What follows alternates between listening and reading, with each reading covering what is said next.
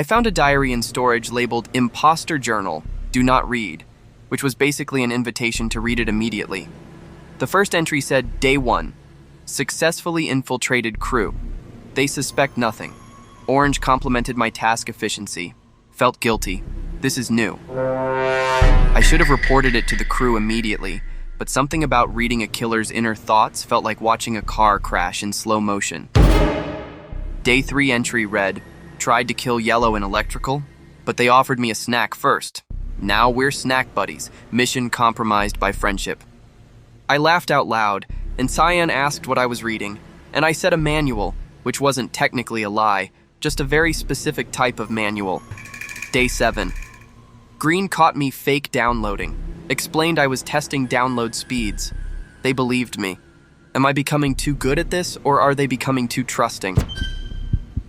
I started reading entries during meetings, pretending to check my tablet while actually learning about an imposter's existential crisis. Day 12. Killed purple in navigation, felt nothing. Then remembered they lent me their pen yesterday. Now I feel terrible. Returned pen to their corpse. This is inefficient. The imposter was documenting every kill with the emotional depth of a therapy session, and I was getting invested in their character development. Day 15. Crew had birthday party for Blue. Made cake. Everyone loved it. Remembered I'm here to kill them all. Existential dread intensifies. I noticed the handwriting getting shakier with each entry, like the imposter was losing their grip on both pen and sanity simultaneously. Day 18. White asked if I was okay. Said yes. They said I seemed distant.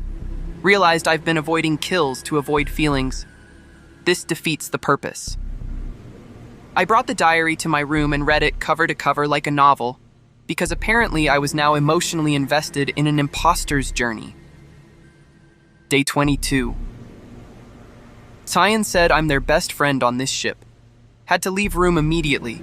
Cried in vent for 10 minutes. Vents not designed for crying. Poor acoustics. The imposter was literally crying in vents about friendship, and I was crying in my bunk reading about them crying in vents, which created a weird emotional Ouroboros. Day 25. Kill quota not met. Base will be disappointed. But crew threw me surprise party for fixing oxygen. Have never felt more conflicted about genocide. I started trying to figure out who the imposter was based on the diary entries, which turned the whole ship into a twisted book club murder mystery. Day 27. Orange caught me standing over their sleeping form with knife. Explained I was checking if they were cold and needed blanket. Knife was coincidence. They bought it. Humanity doomed. I cross-referenced entries with crew behavior and realized the imposter was someone who'd been unusually nice lately, which narrowed it down to literally everyone. Day 30.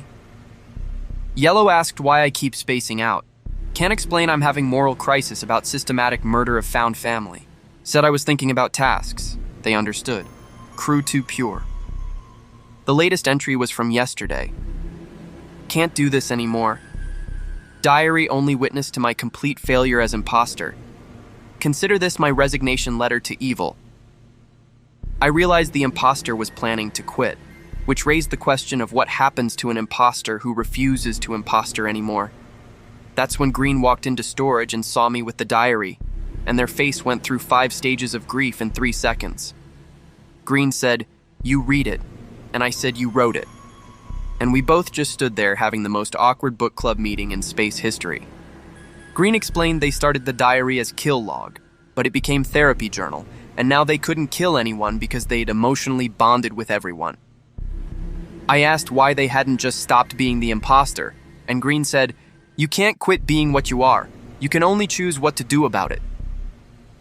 We sat in storage for an hour while Green explained every diary entry, crying during the vent acoustics part, which I'd also cried at. Green said they'd been leaving the diary in obvious places hoping someone would read it and understand, which was the saddest cry for help I'd ever seen. I asked what they wanted to do now, and Green said, "I want to be a good crewmate, but I don't know if imposters are allowed redemption arcs." That's when Yellow walked in asking if we'd seen their snacks, saw us crying over a diary, and said, "Oh no, not a sad book club." I made a decision that was either incredibly stupid or incredibly compassionate. I told Green I'd help them become a real crewmate. We started with tasks. I taught Green how to actually do the card swipe instead of pretending, and they cried when it said accepted. Green completed their first real download and looked so genuinely happy that I forgot they'd murdered 3 people, which was concerning but also wholesome. Yellow noticed Green actually doing tasks and said, finally getting into the work ethic, which made Green cry again, for the 5th time that day. The diary's next entry, which Green let me read, said, Day 32. Did real task. Feel accomplished. Red helping me. Maybe redemption possible. Cried again. Hydration becoming issue. White got killed in navigation, and everyone immediately looked at Green because patterns are hard to break even when you're trying to be good. At the meeting, Green started to explain, but I interrupted and said I was with Green the whole time, which was a lie, but technically a redemption arc assistance lie.